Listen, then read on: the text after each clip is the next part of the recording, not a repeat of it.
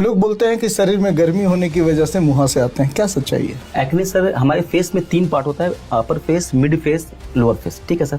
अपर face में generally pimples उनको होते हैं जिनका बाल बहुत ग्रीजी है, डैंड्रफ बहुत होते हैं, या जिनको कुछ तेल वेल रात में तेल लगा के सोने की आदत है। तो वो तेल क्या होता है सर, हमारे स्कैल्प में लगता है रात में सोने के बाद, या डैंड्रफ हमारे स्कैल्प में लगता है तो उसको छोटे छोटे पिंपल्स आते हैं। बहुत लोगों के चिक्स पे पिंपल्स आते हैं, वो हमारा ऑयल ग्लैंड्स बहुत एक्टिव है।